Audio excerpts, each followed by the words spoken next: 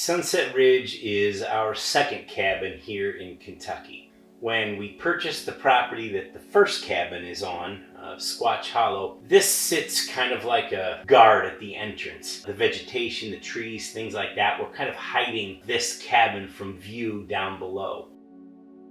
I did a little research, thought there was a woman living here. Turned out she had passed away. I had heard a lot of things about her. She was a very interesting woman. She lived off the grid. She had cut the power to the cabin as well as shut the water off, and she even went as far as to chop one of the telephone poles down with an axe. As I understand, she was quite a character. Didn't know who owned the property, so I went about, as one does, talking to the county, to the tax rec. I could not find out who owned the property. Finally, I resorted to writing a note with a marker on a scrap of 2x8. I leaned it up against the door, and they contacted me and said, yes, we'd like to sell it. Was her caretaker when she was sick that they had left the property to, and then they owned it and really had nothing to do with it, so they sold it to me. The house, like I say, had no power, no climate control. It was just a science experiment of mold and creepy crawlies. It looked like somebody was fashioning room additions on the back of the cabin as well as the left side. They had left them as exterior living with interior products. There were things like drywall, OSB plywood just left open to the elements. It was beginning to rot, and we thought it best to tear it off and kind of start fresh. So the first thing that we thought we should do is completely demo the inside. Pulled all the drywall, all the insulation, all of the finishes off, discarded them. We even pulled the subfloor out, resheeted it with plywood. All of the window and door openings got replaced, obviously the windows and the doors as well. And that gave us a chance to really do a layout that we thought would work best for our intentions for this home. Once we got it reframed, all of the openings reframed, we built a deck on the outside. We opted to do that on the front and the left side, so a little different orientation than the house sat in the beginning. We built this really large deck that's really more square footage than the cabin itself. We cut sawmill lumber for the roof that covers a portion of the deck. Got us a little seating area that's covered out of the sun, out of the rain. Also, your entrance door is now covered, so if you come in with your luggage and things and need to set them down if it's raining, things like that, it gives you a little better way to function. We put this tin roof on top of it, and we did re-roof the cabin. A funny story about the roof on the cabin. I own a roofing company in Illinois, and we just save partial bundles, materials that we can reuse for repairs. And so George is one of our repair guys. You've seen him on a lot of the videos. He's been here for a lot of the builds.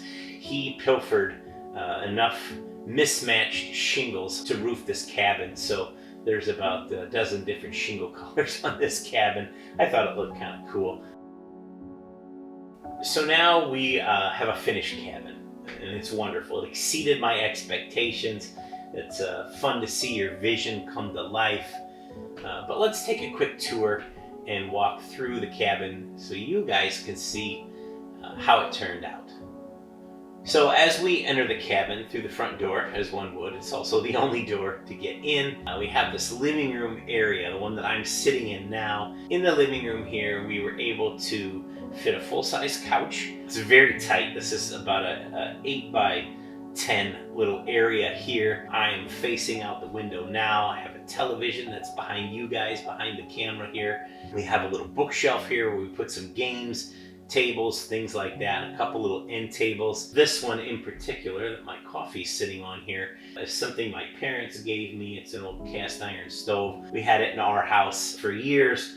Decided to move it here, made a new one for the house. There is a section of wood beam on the right side of the couch that made a nice little end table to put a light on.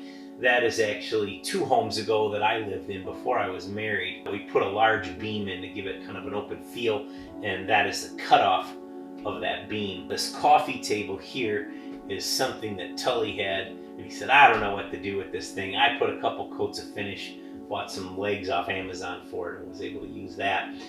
The chair here is something my wife had picked up and intended to refinish the cushion.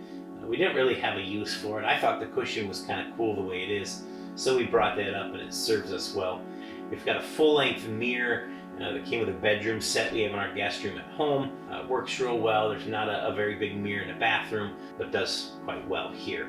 So in the kitchen, boy, we have a collection of things. We have a small table and chairs here that was one that my sister-in-law was going to use, and it didn't turn out she needed a need for it. It fit really well here. We don't have any cabinets in this kitchen, partially because there's not enough room, but also we wanted to keep things low as best we could, so if someone is here in a wheelchair, most of the things are accessible. I bought this massive cast iron farm sink. I built the base for it, and the legs I've just bought off Amazon, finished them to match the trim, and we made it so that one could roll a wheelchair under it. It's a little bit lower, provides a little counter space, but also an area to wash your dishes. Put a new faucet on it, hooked it all up to our new water system. It works great. Bought this just inexpensive shelving unit, put a pot rack above it. Again, not real great for someone in a wheelchair, might require some assistance, but that houses most of the cooking things, pots and pans, dishes, things like that. And between the sink and the shelving unit, I had bought a house in town by us that I fixed up,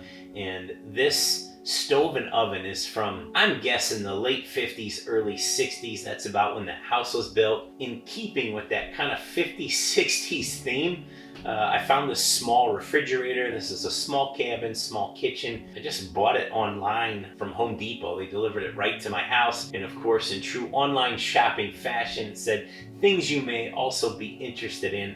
It had a matching microwave and even a toaster that was available. The color is kind of neat. It is horribly mismatched from the, I call it mint chocolate chip trim and wall paint, but I thought that's kind of cool too. I bought some of these wall decor from Buc-ee's, the gas station rest area that you see through the south. And I think this kind of kitchen area turned out pretty cool. We had a little bit of wall space over here between the kitchen and the bedroom door, so we put the microwave and coffee maker over there, the dishes, glassware, some wine glasses, things on a rack that I bought off of, I don't know, Wayfair, I think, and put it together.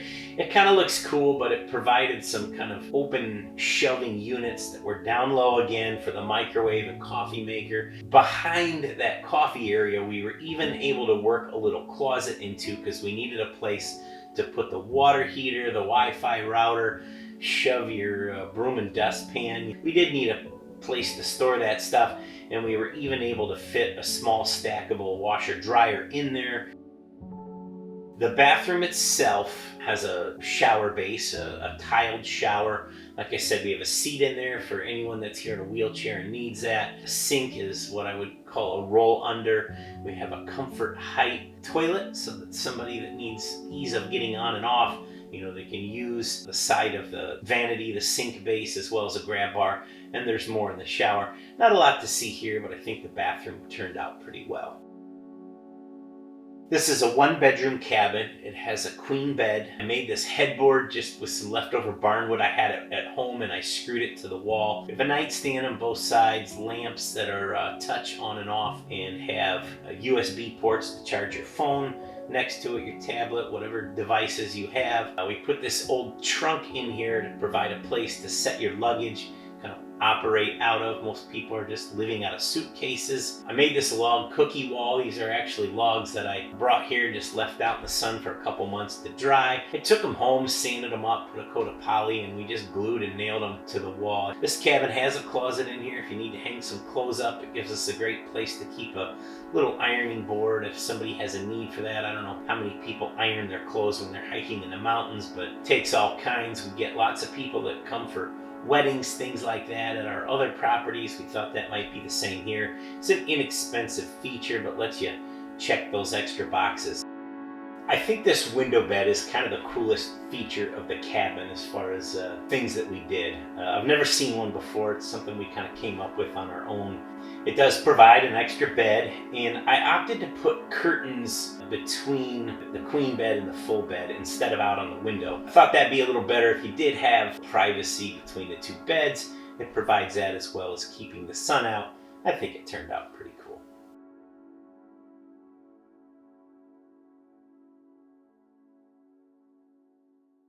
So we're super excited to have these cabins done. It's been 3 years in the making. I can't believe that it's done. You know, literally, like as of this morning, it's done. If you'd like to rent these cabins, we'd love to have you here. There are links in the description of this video to both cabins.